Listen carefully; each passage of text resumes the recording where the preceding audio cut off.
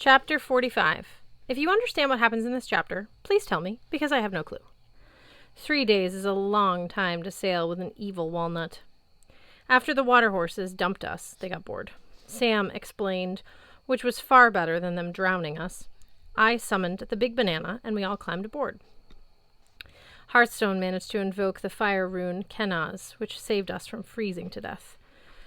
We sailed west, trusting our magic ship to take us where we needed to go. The first 12 hours or so, we were all running on pure adrenaline and terror. We got into dry clothes. I healed Mallory's foot. We ate. We didn't talk much. We grunted and pointed at things we needed. No one slept. Sam chanted her prayers, which was amazing, since the rest of us probably couldn't have formed simple sentences. Finally, when the gray sun sank and the world still hadn't ended, we started to believe that Naglfar really wasn't sailing after us. Loki would not be busting out of his tiny prison. Ragnarok wouldn't be starting this summer, at least. We had survived. Mallory clutched the walnut. She refused to let go of it. She huddled against the prow, examining the sea with narrowed eyes, her red hair whipping in the wind.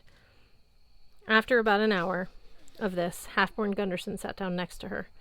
She didn't kill him. He muttered to her for a long time, words I didn't try to hear.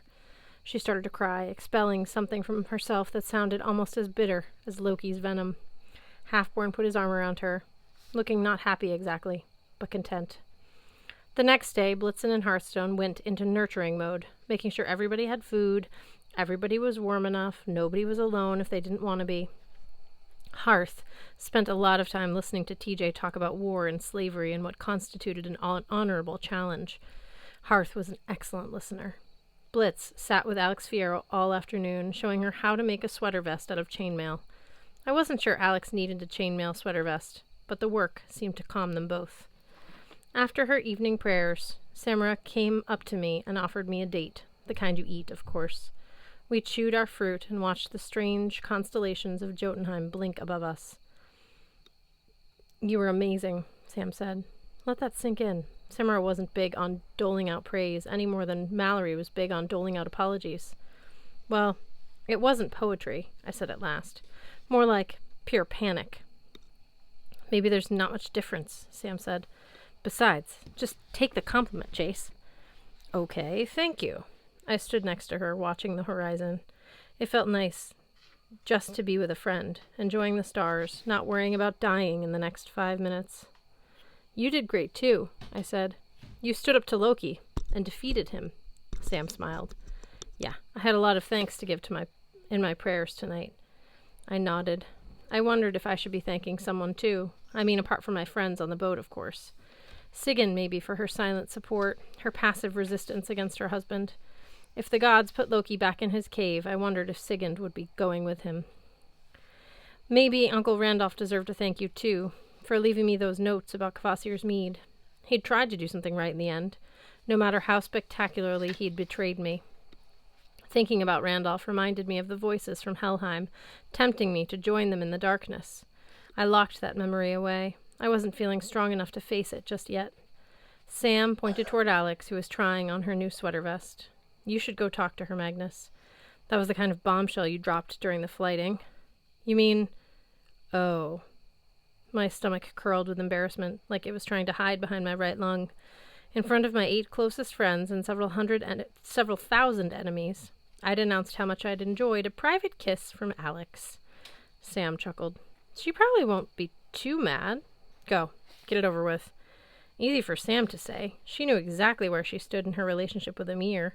She was happily engaged and never had to worry about secret kisses under blankets, because she was a good Muslim girl and would never do such a thing. I, alas, was not a Muslim girl. Was not a good Muslim girl. I walked over to Alex. Blitzen saw me coming, nodded to me nervously, and fled. "What do you think, Magnus?" Alex spread her arms, showing off her glittering new fashion statement. "Yeah," I said. "I mean, not many people can pull off a plaid chainmail sweater vest, but yeah." "It's not plaid," Alex said. "It's more quadros, like diamonds. Checkered." "Okay. So," she crossed her arms and sighed, examining me like, "what are we going to do with you? It was a look I'd gotten from my teachers, coaches, social workers, police, and a few of my closest relatives. That declaration of yours back on Naglfar, that was all very sudden, Magnus. Yeah, I wasn't really thinking clearly. Where did that even come from? Well, you did kiss me. I mean, you can't surprise somebody like that. Suddenly, I'm the greatest thing that ever happened to you? I didn't exactly say... I stopped myself. Look, if you want me to take it back... I couldn't form a complete thought, and I couldn't see my way to extract myself from this conversation with my dignity intact.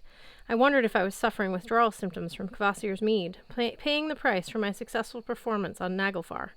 I'm going to need some time, Alex said. I mean, I'm flattered, but this is also out of the blue. I don't just date any energy with a pretty face and a nice haircut. No, yeah, pretty face? I appreciate the offer, really, but let's put this on hold and I'll get back to you. She held up her hands. A little space, Chase.